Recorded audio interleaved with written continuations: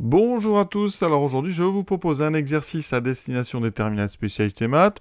Il y a pas mal de calculs, donc vraiment c'est pour ceux qui veulent continuer les maths, même si globalement il n'y a pas de gros pièges, mais ça reste quand même assez long. On va essayer de trouver la primitive donc d'une fonction rationnelle, c'est-à-dire un quotient de deux polynômes, ici un polynôme de degré 3 divisé par x carré moins 9. On va travailler sur l'intervalle, donc 3 plus l'infini, pas de souci de définition. Pour commencer, je vous propose donc une décomposition en éléments simples. Ça veut dire que on va transformer l'expression de f sous la forme ici d'une fonction affine à x plus b plus deux termes, c sur x plus 3 et d sur x moins 3. Alors il y a un petit peu de travail, vous allez voir, ça met en œuvre une mise au même dénominateur et ensuite la méthode d'identification. Donc c'est toujours bon à rappeler. Grâce à ça, vous allez voir, rapidement, on pourra avoir les primitives et on cherchera celles qui s'annulent en 6. Voilà, on est parti. La première chose qu'on peut remarquer, c'est qu'ici, ce quotient, il est défini sur 3 plus infini parce que si on résout x carré moins 9 égale 0, on aboutit à x carré égale 9, et donc x égale à moins 3, ou x égale 3. Donc effectivement, cette fonction, elle est bien définie sur 3 plus l'infini, ouvert en 3. Et on peut remarquer, ce sera intéressant, c'est que x carré moins 9, c'est x moins 3 fois x plus 3. Et on voit que dans la décomposition qu'on nous propose, on a ax plus b, et on a ici deux termes. L'un qui sera c sur, ici, x plus 3, et ensuite d sur x moins 3. Et vous voyez qu'au deux dénominateurs, on retrouve x moins 3 et x plus 3. Voilà. Alors comment est-ce qu'on va trouver ces réels A, B, C, D? En terminale, la méthode, ça va être donc l'identification. On va transformer ce qu'on nous propose et le mettre sous la même forme que f. C'est-à-dire, on va mettre tout ça au même dénominateur.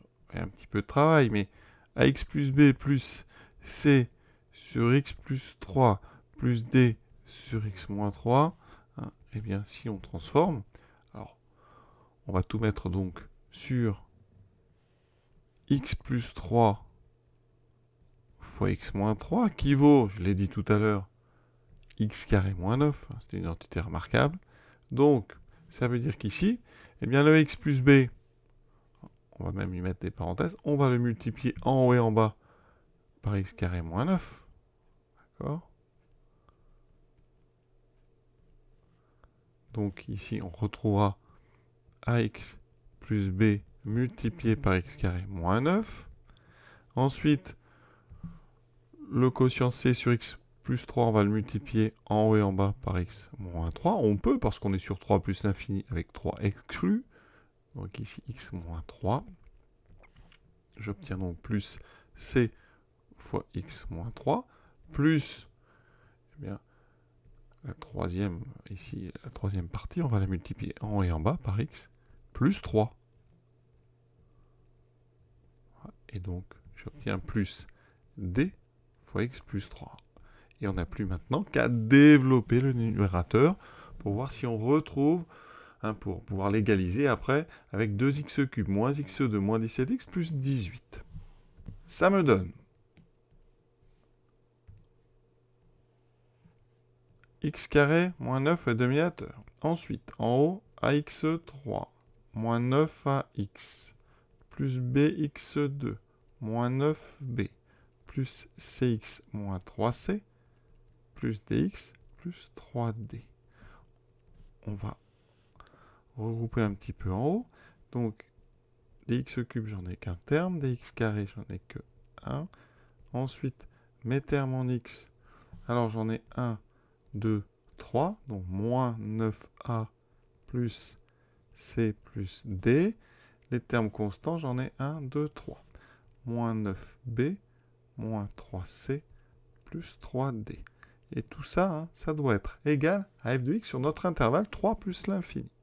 Deux quotients égaux, avec des dénominateurs qui sont égaux et non nuls. Donc, si on multiplie des deux côtés par x carré moins 9, on arrive à ax3 plus bx2 plus moins 9a plus c plus d fois x moins 9b moins 3c plus 3d qui doit être égal à 2x3 moins x2 moins 17x plus 18. On a deux polynômes qui sont égaux, quel que soit x appartenant à 3 plus l'infini. 3 exclu, deux polynômes égaux pour une infinité de valeurs. On peut utiliser ce qu'on appelle la méthode d'identification. Ces deux polynômes, eh bien, ils ont les mêmes coefficients. Donc on regarde les coefficients en x3. Donc à gauche, j'ai a, à droite, j'ai 2. Donc première chose, bien, a égale à 2. D'accord?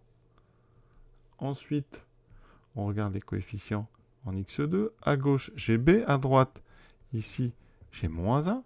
Donc b est égal à moins 1. Coefficient en x à gauche et à droite. Donc moins 9a plus c plus d est égal à moins 17. Il reste les coefficients constants. Donc moins 9b moins 3c plus 3d est égal ici à plus 18, donc est égal à 18. On n'a plus qu'à résoudre ce système. Alors ça a l'air compliqué, mais vous allez voir que c'est assez rapide. A égale 2, b égale moins 1, donc la troisième ligne me dit que c plus d égale moins 17 plus 9a, moins 17 plus 18, ça fait 1. Et la dernière ligne, alors, ici on a un moins 9b, donc on peut tout diviser par 3 d'ailleurs. Ça va me donner moins 3b moins c plus d égale à 6. Donc, moins c plus d est égal à 6 plus 3b. Donc, 6 moins 3, ça fait 3. A est égal à 2. B est égal à moins 1. Regardez les deux dernières lignes. Si je les ajoute, je trouve 2d égale 4. Donc, d est égal à 2. Et si d est égal à 2, eh bien, on voit bien que c est égal à donc, moins 1. Voilà, et donc on vient de trouver que pour tout x donc appartenant à 3 plus l'infini, f de x était donc égal à ax plus b, c'est-à-dire 2x moins 1, plus c sur x plus 3, alors c vaut moins 1, donc ça ferait moins 1 sur x plus 3, plus d, donc qui vaut 2, plus 2 sur x moins 3. Petite remarque, pour le post-bac, on aurait pu trouver le 2x-1 assez vite. Alors le 2, il était évident. Mais on peut faire ce qu'on appelle une division euclidienne de notre polynôme par x carré moins 9. Ce qui me donne, vous voyez, dans 2x3, combien de fois x2 2x. 2x fois x2, 2x3. 2x fois moins 9, moins 18x. Ceci s'appelle une division euclidienne. Ça donne ça. Ensuite, moins 17. Donc, 18 moins 17, ça fait 1x. Plus 18. Ensuite, dans moins x2, combien de fois x2 moins une fois. Moins x2 plus 9. Donc, j'obtiens x plus 9. Conclusion avec ça, eh bien, j'arrive à dire que f de x, c'est tout de suite 2x moins 1. Ici, donc, mon quotient. Plus le reste, donc x plus 9 sur x carré moins 9. Et après, il faut transformer x plus 9 sur x carré moins 9 en donc, moins 1 sur x plus 3 plus 2 sur x moins 3. Ça, c'est une autre étape. Mais vous voyez qu'on peut comme ça trouver très vite le 2x moins 1 par une division euclidienne. Avantage de cette nouvelle expression de petit f, c'est qu'on peut trouver tout de suite les primitives de petit f. Et donc, elles s'écriront. Alors, leur expression, donc j'écris grand f. Donc, primitive de 2x moins 1, eh bien, ça sera x2 moins x. Ensuite, moins 1 sur x plus 3. Une primitive, ça sera ln de valeur absolue de x plus 3. Parce que, effectivement, 1 sur x plus 3, c'est du u' sur u avec u de x qui est x plus 3. Ensuite, on aura 2 fois ln de valeur absolue de x moins 3. Pour la même raison, cette fois-ci avec u de x égale x moins 3. On est sur 3 plus l'infini.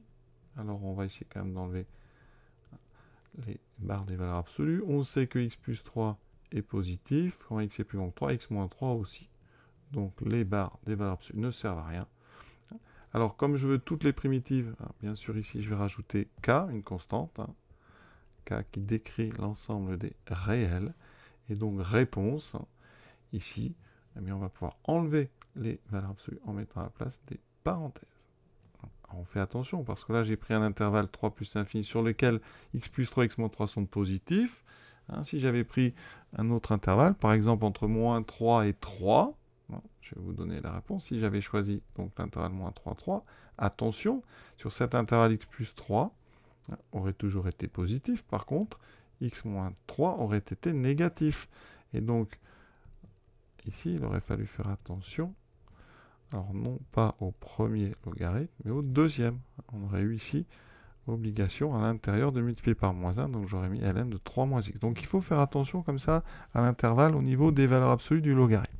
Maintenant, on demande celle parmi toutes ces primitives qui s'annulent en 6, donc ça veut dire qu'on veut que f de 6 soit égal à 0. 6, c'est bien dans le domaine 3 plus infini. Je remplace x par 6, donc ça fait 36 moins 6, moins ln de 6 et 3, 9, plus 2 ln de 6 moins 3, donc ln de 3, plus k, donc doit être égal à 0. Alors, 36 moins 6, ça fait 30. Il se trouve que, eh bien, là on a ln de 9, mais là on a 2 ln de 3. On peut rentrer le 2 à l'intérieur sous forme d'un carré. Ça fera donc plus ln de 9. Je rappelle ici que ln de 3 au carré, c'est 2 fois ln de 3. Donc ln de 9, c'est 2 ln de 3. Donc plus k égale 0. Vous voyez que les ln s'annulent. Il me reste k est égal à moins 30. Donc celle qui s'annule en 6, c'est celle qui a cette expression-là en mettant une valeur moins 30 sur notre constante k. Voilà, cet exercice est à présent terminé. Je vous souhaite une bonne fin de journée à tous et à bientôt.